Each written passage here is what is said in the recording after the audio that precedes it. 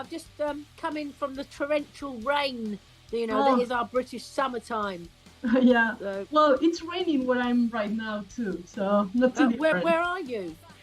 In Bilbao, in northern Spain. Oh wow. Okay, So, yeah. yeah. Okay, Northern Spain. Yeah. Yeah, we've been there many times. Love it. Yeah. Yeah. Okay. So I have a few questions. So if you don't mind, I'll start with some of them. Yeah. So you're celebrating your 45th anniversary by putting out an album, which is the first since 2015, I think, and it's called "What's the 45?" Is that how you? What the fuck? 45? Yeah.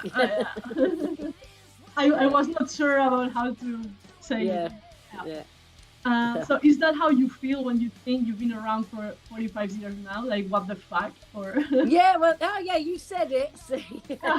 Yes, that's exactly what we were saying. And so when we were trying to think of an album title, we were thinking, well, none of the actual songs, we didn't really want to use one of the actual song titles because then it makes it more the focus, of the album.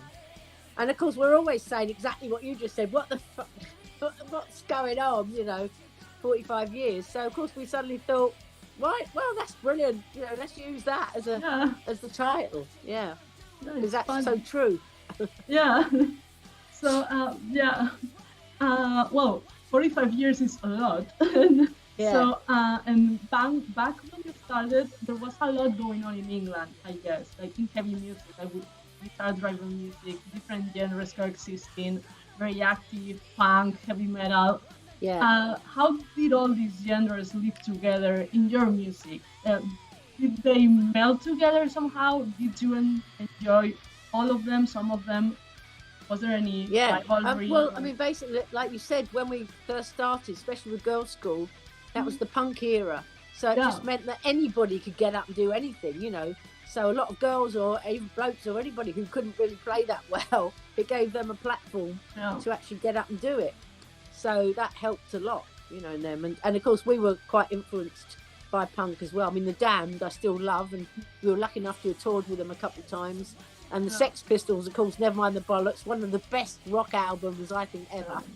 So, we used to, we loved all that. So, yes, so of course it came across in our music, I think. Yeah, I think so too.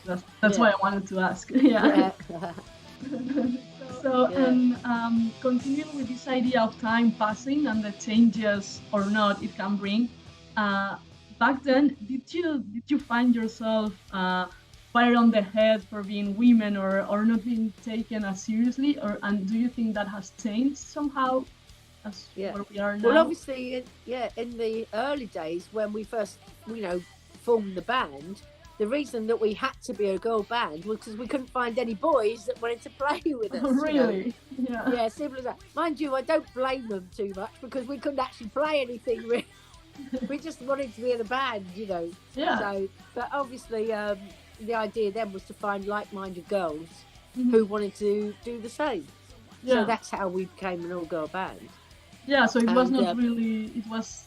Sorry. It was not really it was not a choice, but the only option. Somehow. Yes, we had no choice. It wasn't a planned thing. We were just, so it wasn't planned at all. Yeah. But then, of course, as we carried on and we got better and better, we started to get more, obviously publicity and stuff, and we started to get noticed. We suddenly thought, oh, hang on a minute, this is not a bad thing. And we were so used to being all girls together touring, we didn't want any bloody boys in the band. No. They would ruined it. So, so we realised we were onto a good thing, really. Because we were different, Yeah, makes sense. Yeah. And did you, well, as you said, you started getting noticed, and did the press or the crowd see that different in a positive light, or were there kind of, I don't know? Well, sort of. I mean, obviously, because we were so different. And of course, the thing was as well, going just a bit before that, was because it was the punk time, like you said earlier, we played punk gigs and they thought we were heavy rock. We played heavy rock gigs, they thought we were punks. So, and we were girls, so everybody was so confused about us. Yeah. So they didn't quite make what to make of us, you know, at the time. But yeah, it was mostly positive. Yeah, it was mostly positive. That's good. I like that. And when it came to touring live, do you see like a big difference between back then and nowadays? Or well, the funny thing is that obviously we played with a hell of a lot of well-known male bands. Well, you know, of course they were bloke bands because there weren't any female bands around. And I always say they were really nice to us, but I don't know what they were saying behind our backs. No, they might be saying something else, but you know, on the whole, we just had some great experiences, you know. So and I mean, you know, obviously in the early days we used to have the things like show us your tits and all that rubbish, you know, and we used to shout back, oh yeah, go show us yours, you know, and all this. It used to be just go. We didn't bother too much about it, and I remember one time as well, this newspaper was taking it really seriously, and Rainbow just had the song out all night long, you know the lyrics and all like long, and we just thought it was funny, you know, and so, you know, we didn't take anything too seriously. Good for you. I think it's easier when you're exactly. I mean, obviously we covered ZZ Top's Tush, and of course, so you know, just turned it round, so you know, it doesn't bother us too much. That's good. When you talk about touring with other bands, that made me think of Motorhead, of course. Which kind of also, I think, they gathered a crowd from all different styles, like punk and rock. How did your relationship with them start? How did you meet? Well, the weird thing is that Kelly was living with my mum and dad at the time, and we got given by a friend of a friend a Motorhead's first 10-inch vinyl, single, which was just Motorhead. And we'd never heard of them before, obviously, and they were just starting out. And of course, we looked at the photo of them and we thought, oh bloody hell, oh god, you know. We put it on, obviously, on the record player, on the turntable, you know. And all this round came out, and we went, wow, you know, that sounds a bit like us. You know, we just didn't think much more of it. And then literally a month or so later, we got a phone call from my agent at the time saying, oh, Lemmy from Motorhead wants to come and meet you because they're doing their first major British tour and they're looking for a support band.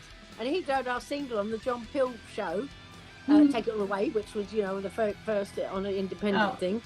And so, of course, he came down to a rehearsal, and next thing we know, we're on bloody tour with them. So, you know, it was brilliant. And then, of course, we got more accepted then because we found our place in rock, you know. Yeah, makes sense. You get to the people that really did what you did. And they accepted us, and from then on, really, yes, we were accepted. And of course, we were just tomboys, you know, like we still are. So we weren't there in bloody, you know, trotting around in stilettos or anything, you know. We were just, you know, getting on with it. Playing music, having a bit of fun. Exactly. Yeah, that's great. That's what you're saying. It's just the impression I got from seeing the videos, listening to the music. It's like the idea I get. So it's nice to have it confirmed. Like, yes. God, yes. And we can party with the best of them. Don't worry. Cool. So I'm coming back to the present again. So how has it been to create an album now for 2023? Easier, harder? Well, no, we're lucky enough that we can still actually be in a recording studio together, whereas a lot of other bands, they have to do it remotely and stuff like that, you know, with all this new technology and all the rest of it.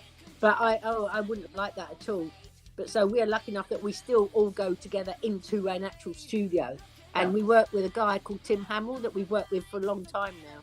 Well, about 20 years now, it must be. And so, it's just been the same as always, really. We'll pile in the studio, plug into our Marshall stacks, off we go, So, but I must admit, this time around, because the record company kept saying, oh, you owe us an album, you know, and it's about time you record this album. And we kept going, okay. Yeah, well, of course, of course, we'll get around to it. But obviously, if people don't tell us, we have to do it like whenever. We just go, yeah, whatever. Yeah. In fact, a bit like, yeah, whatever. And obviously, one day the record company just said, "Look, it's been 8 years." What? We go, "Oh my God, it's been 8 years." And they said, "No, we're booking you in the studio. You're doing it now, and it's going to come out next year." And we thought, "Oh my God, we better get on with it." Yeah. So it's quite good because that's what we needed. We needed to kick up the backside, basically. Yeah, a bit of pressure. Yeah. We work better under pressure. Yeah. Yeah. So that's how it came about. Yeah. Well, it came out, so well done. Yeah. And we're really pleased with it. Yeah. Okay. Yeah. Tell me about the video for "Are You Ready?" Yeah. And now this collaboration with Joe Stamp. Has the fact of having toured a lot with Alcatraz something to do with it, or how this? Yeah. Well, yeah. I mean, but basically, Alcatraz is managed by our manager. They're on the same record company, the same label. Bit like we were with Motorhead, actually. And there was always talk of us touring together, but that never sort of happened. And then, of course, COVID came along, and so that all got put away. And then, we ended up doing a tour with them in Britain. I think it was like, I've lost track of time. We literally don't know what time is. We live in this weird time bubble where it all just seems to be like, time just goes weird. But anyway, I think it was a couple of years ago that we did a British tour with them. And then I think, last year it was, we did this massive 21 dates in 25 days tour with them. So we got to know them quite well, Yeah. And then there was a day off in France, and they were recording their album. And Jimmy said to us, "Oh, do you fancy doing some backing vocals on a song?" So, of course, we had a day off, and he had his set up in his room. And so we all trooped in there and sang on, bloody hell, Don't Get Mad, Get Even. So we were on. So anyway, it came out really well. So obviously, when it came that we had to get all our songs together for this album pretty quickly, I said to Joe, who's always playing and always coming up with riffs and stuff, I said, "Oh, come on, give us a few riffs," which he did. Of course, he sent over to, and I put piece, and then we wrote that together, and that's how that came about. Yeah. And then, of course, the video, because we were on their video. I don't know if you've seen their one. Don't Get Mad, Get Even. Oh, right, you have to check it out because we make the appearance of these cartoon characters, which we love. We thought was hilarious. So, of course, when it turned out that the record company wanted to release "Are You Ready" as the first single, they then said, "No, we can use your characters from their video and put it into our video with him as in there as well and the others." So we're all. So it's like this other universe. They go. We loved it because it's video thingies of us, not the real us. Yeah. So and of course and Alcatraz make an appearance in our video when Joe goes missing, and then it's up to us to go and rescue him from this devil woman, which I think he thought was hilarious. But, no, it's definitely funny. Yeah. Sounds fun. Yeah. Yeah. On the album, there's also a cover of "Born to Raise Hell" with Ian Campbell, Dave Byford, and Duff McKagan. How did you fit all of these people into one song, and how this? Well, we just had an idea of we wanted to do another album, another Motorhead song to finish the album, because we were thinking this might possibly be the last album we record. You never know. And I mean, if it takes us another 8 years to do the next album, so but no, it won't. I mean, the record company they already want another one for next year. We're going, oh my God, we've only just done this one anyway. But that's what they do. They keep asking. Yeah, I know. That's it, But so we chose "Born to Raise Hell," and then we thought, it'd be great just to finish it off with a couple of mates, and then of course Phil, who we've known obviously forever. He jumped at the chance because it's actually, a track that he actually played on in Motorhead as opposed to playing Eddie's bits, And then, of course, I suddenly thought, it'd be great to actually sing like a duet with somebody because I've never done that before, So I did like a Dolly Parton, Kenny So we were thinking with Biff because, of course, we've known Biff for like as long as Lemmy, if not longer now, obviously, because we've done so much with him. And of course, he said, yeah, of course, for a bit of fun. So he did his bit. And then a mate of mine said, oh, I know Duff from Guns N' Roses. And he said he was a massive fan of Lemmy's and friend, you know, and he really likes Motorhead and Girlschool. I'll ask him. We went, oh, yeah, right, we're saying, oh, yeah, as if, you know, because we never met him. And anyway, he sent him an email. The next day he came back, he went, whatever they need. Oh. So, yeah. That's nice. Yeah, no, really nice of him. Yeah. So he did it, yeah. And then of course, then he sent another email, and he said, and he's so lovely. He said, oh, do you mind if I do it in a couple of weeks or so time, because I'm on tour in Australia and New Zealand. You know, as if we can go, no, you have to do it now. No, it has to be today or nothing. Yeah, today. Yeah. So lovely of him, you know. Yeah. I'm looking forward to meeting him one day. Yeah. Yeah, maybe you will. Yeah, why not? Yeah. So, how are your plans for touring? And because you also mentioned this intensive touring days, like doing 21 shows in 25 days. How do you do that? I mean, it's. Well, we didn't think, when we saw the dates, we didn't think we were going to get to the end. We really didn't, and we were all a bit mad by the end. We were a bit crazy. Yeah. It's impossible. We managed it. Yeah, we managed it. Yeah.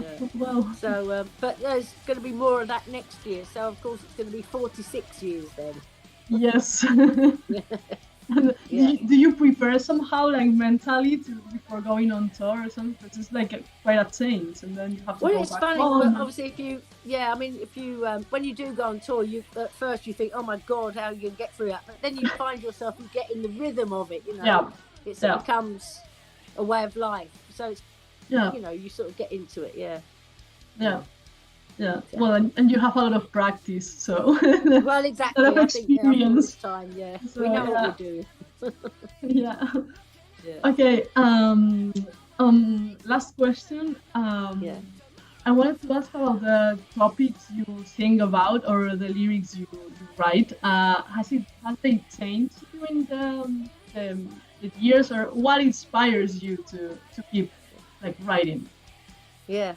Well, you know what? I actually felt to myself when we heard that we were having to do this album, you know, I thought, hang on a minute, I think I've run out of things to write about, because after all these albums, but there's always stuff to write about, you know. I mean, especially these days, it's like It's a Mess is obviously about the world, you know, and the mess it's in, and, you know, but then mostly we like to write songs about partying, so there you go. Yeah, it's a nice mix, though.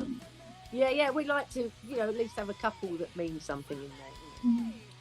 Yeah, no, I think it's a good mix, because you have like some thinking, some serious thing, but then it's music and it has to be fun. So exactly. That's good. Yeah. So, well, this is all on my part, I think. Well, feel free to add anything you want to add. Yeah, no, that's okay. Oh, watch out for, because is your thing Queens of Metal, is it? Queens of Steel. Yeah. Oh, Queens of Steel. Oh, sorry, I got it wrong there. But yeah. Oh no, so I want to shout out a band. Have you heard of a band called Thunder Mother? Yes, we have. Yes, of course, because obviously Philippa co-wrote a song on our album as well. Okay. Yeah. So I just want to give them a shout out.